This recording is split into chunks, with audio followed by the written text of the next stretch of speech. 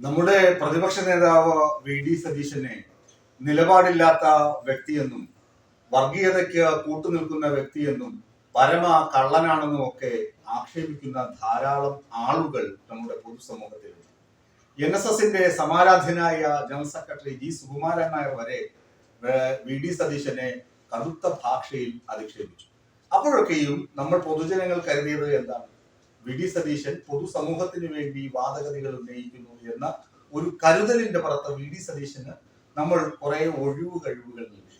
പക്ഷേ കഴിഞ്ഞ ദിവസം ഇടതുമുന്നണി സർക്കാരിന്റെ അവസാനത്തെ ബജറ്റ്, അതായത് 15ാം നിയമസഭയുടെ അവസാന ബജറ്റ് മന്ത്രി KN ബാലഗോപാൽ അവതരിപ്പിച്ചു. അപ്പോഴിതാണ്ടടാ വരുന്നു വി ഡി സതീശൻ. കുറെ ആരോപണങ്ങളുണ്ട്.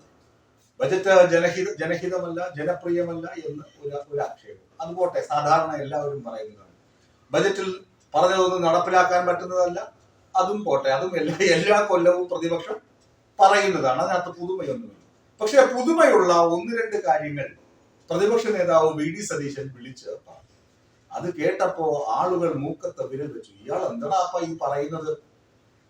പറഞ്ഞ കാര്യങ്ങൾ നിങ്ങൾക്ക് വ്യക്തതയുണ്ടോ? നിങ്ങൾ കേട്ടോ? അത് എന്താണെന്ന് മനസ്സിലാക്കണമെങ്കിൽ ഇന്നത്തെ ചില പത്രങ്ങളിൽ അദ്ദേഹത്തിന്റെ പ്രതിപക്ഷം കൊമ്പുകോർത്തു എന്നൊക്കെ പറഞ്ഞ് ചില പത്രങ്ങൾ കൊടുത്തിട്ടുണ്ട്. അപ്പോഴും ഇതിനകത്തുള്ള ഈ സ്വയം കുത്തിയതാണ് എന്ന തിരിച്ചറിവ് ശ്രീ വി ഡി സതീശന് കിട്ടിയിട്ടുണ്ടോ എന്നത് വളരെ സംശയമാണ്. ഒന്നാമത്തെ കാര്യം, കഴിഞ്ഞ തദ്ദേശ സ്വയംഭരണ തെരഞ്ഞെടുപ്പിന് മുമ്പ് തന്നെ ആശമാർക്ക് 1000 രൂപയുടെ ഓണറേറിയത്തിലുള്ള വർധനവ് ഇടത് സർക്കാർ വരുത്തിയിരുന്നു. അതിന് പുറമെയാണ് ബജറ്റിൽ ഒരു 1000 രൂപ കൂടി വർദ്ധിപ്പിച്ചത്. ഇത് ഒരു നല്ല കാര്യമാണെന്ന് സംസ്ഥാനത്തെ ആശാ വർക്കർമാർക്കറിയാം. എന്തിന് ഉടായ്പ സമരമാണെങ്കിലും സമരം നയിച്ച SUCI സംഘടന പോലും പറയും 1000 രൂപ കൂടുതൽ കിട്ടിയത് നല്ല കാര്യം തന്നെയാണ്. പക്ഷേ നമ്മുടെ പ്രതിപക്ഷ നേതാവ് വി ഡി സതീശൻ പറഞ്ഞത് ഇങ്ങനെയാണ്: ആശമാർക്ക് പൈസ കൊടുക്കില്ലെന്ന് പറഞ്ഞിട്ട് ഇപ്പൊ കൊടുത്തില്ലേ? എന്തോ ഒരു വലിയ ബാധകം സർക്കാർ ചെയ്തതുപോലെയാണ്. ആശാ വർക്കർമാർക്ക് പൈസ കൊടുക്കില്ലെന്ന നിലപാടായിരുന്നില്ലേ? ഇപ്പൊ പൈസ കൊടുത്തു. അതെന്തിനു കൊടുത്തു എന്നാണ് വി ഡി സതീശൻ ചോദിക്കുന്നത്. എന്തൊരു ഉദാസീനമായ, അല്ലെങ്കിൽ എന്തൊരു നിരുത്തരവാദപരമായ പ്രതികരണമായി പോയി അതെന്ന് നമുക്ക് പെട്ടെന്ന് തന്നെ പ്രത്യക്ഷത്തിൽ തന്നെ മനസ്സിലാകും. വി ഡി സതീശന് അത് മനസ്സിലാകുമോ, അതെന്തിനാണ് അദ്ദേഹം പറഞ്ഞതെന്നോ ഇതുവരെ മനസ്സിലായി കാണില്ല. ഇനി അടുത്ത ആരെങ്കിലും മൈക്ക് വെക്കുമ്പോൾ ഞാൻ അങ്ങനെ പറഞ്ഞിട്ടില്ലല്ലോ, ഞാൻ പറഞ്ഞത് ഇതാണ് എന്ന് പറയും. കോടതിയിൽ പോലും ഇങ്ങനെ വീണുരുണ്ട വ്യക്തിയാണ് വി ഡി സതീശൻ. കടകംപള്ളി സുരേന്ദ്രനെതിരെ ഭയങ്കര ആരോപണങ്ങൾ. സ്വർണ്ണം കൊള്ളയിൽ കടകംപള്ളി സുരേന്ദ്രന് പങ്കുണ്ട്, കടകംപള്ളി സുരേന്ദ്രൻ എല്ലാ കാര്യങ്ങളും അറിയാം, അയാളെ അറസ്റ്റ് ചെയ്യണം എന്നൊക്കെ പറഞ്ഞ് മൈക്ക് കെട്ടി കൂവി. ഉടനെ കടകംപള്ളി സുരേന്ദ്രൻ എന്ത് ചെയ്തു? കോടതിയിൽ പോയി മാനനഷ്ട കേസ് കൊടുത്തു. അപ്പൊ കോടതി വി ഡി സതീശനെ വിളിക്കണമല്ലോ, മാനനഷ്ട കേസ് മറുപടി പറയാൻ വി ഡി സതീശനെ വിളിച്ചു. വി ഡി സതീശൻ അഭിഭാഷകൻ പറഞ്ഞു അദ്ദേഹം പറഞ്ഞിട്ടില്ല, അങ്ങനെ ഒന്നും പറഞ്ഞിട്ടില്ല. അദ്ദേഹം ഉന്നയിച്ചത് മുൻ മന്ത്രി എന്ന നിലയിൽ ബോർഡിലെ അംഗങ്ങളെ നിയമിക്കുന്നത് സർക്കാരാണല്ലോ, അതുകൊണ്ട് അംഗങ്ങളെ കുറിച്ചൊക്കെ അറിവുണ്ടായിരിക്കണം മന്ത്രിക്ക്, മുൻ മന്ത്രിക്ക് എന്നാണ് അദ്ദേഹം പറഞ്ഞത് എന്ന് പറഞ്ഞ് അവിടെ നിന്ന് ഊരി മുങ്ങി തന്നെ പറയാം. അവിടെ നിന്ന് തടി ഊരി വി ഡി സതീശൻ. അങ്ങനെ എടുത്തു നോക്കുകയാണെങ്കിൽ ഒരുപാടുണ്ട്. ഇനി ബജറ്റിലേക്ക് വരികയാണെങ്കിൽ, രണ്ടാമത് അംഗൻവാടി പ്രവർത്തകർക്ക് 1000 രൂപ അവർക്ക് കൂട്ടിക്കൊടുത്തു. അതും പറയണം, അംഗൻവാടിക്കാർ ഇത്രയും കാലം സമരം ചെയ്തിട്ട് കൊടുത്തില്ല, ഇപ്പൊ കൊടുത്തിരിക്കുന്നു. എന്തൊരു മണ്ടനാണോ ഈ പ്രതിപക്ഷ നേതാവ്? അതോ മണ്ടനായിട്ട് അഭിനയിക്കുന്നതാണോ എന്ന് സംശയം തോന്നിപ്പോകും. അതുപോലെ പറയുകയാണ്, ധവളപത്രം ഇറക്കണം. ധവളപത്രം മുമ്പ് ഒരിക്കൽ ആന്റണി സർക്കാർ അധികാരമേറ്റ ഉടനെ ധവളപത്രം ഇറക്കി. ഖജനാവിന്റെ നിജസ്ഥിതി ഇതാണെന്ന് പറഞ്ഞിട്ട് ധവളപത്രം ഇറക്കി. എന്നിട്ട് ആന്റണി സർക്കാരിന്റെ കാര്യം എന്തായി? എന്നൊക്കെ ഞാൻ പറയേണ്ടത്. കുറച്ചു കാലം കഴിഞ്ഞപ്പോ പാർലമെന്റ് തെരഞ്ഞെടുപ്പിൽ 8 നിലയിൽ കൂട്ടി ആന്റണി ആ വഴി ഓടി, ഇല്ലേ, രാജിവെച്ചു പോയി. പിന്നീടാണല്ലോ ഉമ്മൻചാണ്ടിയുടെ ഭരണമൊക്കെ വരുന്നത്. ഞാൻ പറയുന്നത്, സംസ്ഥാന സർക്കാരിനെ വിമർശിക്കാനുള്ള സർവ്വസ്വാതന്ത്ര്യവും പ്രതിപക്ഷത്തിനുണ്ട്.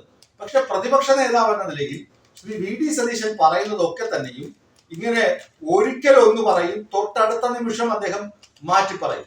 മുഖ്യമന്ത്രിയുടെ ദുരിതാശ്വാസ നിധിയെ കുറിച്ച് ഞാൻ മുമ്പ് നിങ്ങളോട് സൂചിപ്പിച്ചിട്ടുണ്ട്.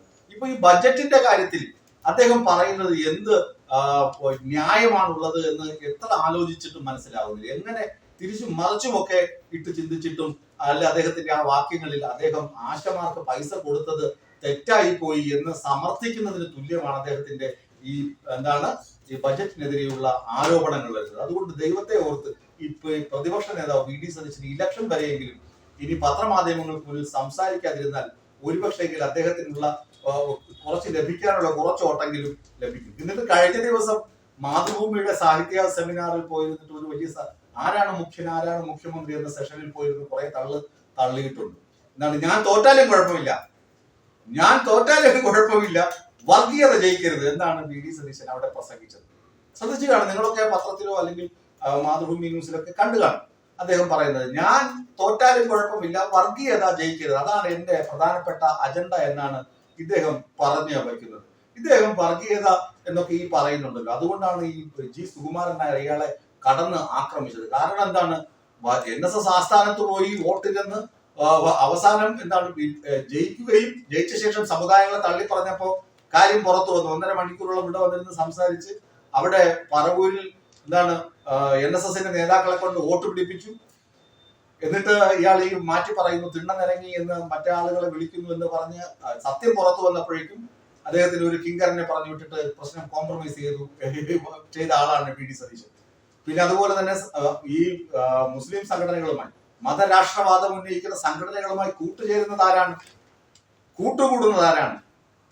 പ്രത്യക്ഷത്തിൽ തന്നെ നമുക്കറിയാം വി ഡി സതീശനും പ്രതിപക്ഷവുമാണ് മതരാഷ്ട്രവാദം ഉന്നയിക്കുന്ന ജമാഅത്തെ ഇസ്ലാമിയുമായും SDP-യുമായും അവർക്ക് കൈകൊടുത്തിരിക്കുന്ന ലീഗുമായും ഒക്കെ സഹവർത്തിത്വം പുലർത്തുന്നത്. ന്യൂനപക്ഷ വർഗീയതയെ പ്രീണിപ്പിക്കുന്നതും പ്രീതിപ്പെടുത്തുന്നതും വി ഡി സതീശനാണ്. ആ വി ഡി സതീശൻ പറയുന്നു വർഗീയത തുലയട്ടെ, ഞാൻ തോറ്റാലും കുഴപ്പമില്ല വർഗീയത തുലയട്ടെ എന്ന് പൊതുവേദിയിൽ കയറി എന്ന് പറയുന്നു. ഒരു അറപ്പും ഉളുപ്പും ഇല്ലാതെ ഇങ്ങനെയൊക്കെ സംസാരിക്കാൻ കഴിയുന്നത് ഒരു മഹാഭാഗ്യം തന്നെയാണ് എന്ന് വി ഡി സതീശൻ കരുതുന്നത്. പക്ഷെ ഇതൊക്കെ കേട്ടിരിക്കുന്ന ജനങ്ങൾ എന്താണ് തീരെ പൊട്ടന്മാരാണെന്ന് പ്രതിപക്ഷ നേതാവ് കരുതരുത് എന്നൊരു അഭ്യർത്ഥന മാത്രമേ എനിക്ക് ഒരു പ്രിയപ്പെട്ട പ്രേക്ഷകരോട് പങ്കുവയ്ക്കാനുള്ളൂ. നിങ്ങൾക്ക് ഇതേ അഭിപ്രായം ഉണ്ടെങ്കിൽ കമന്റായും ഒക്കെ രേഖപ്പെടുത്താവുന്നതാണ്.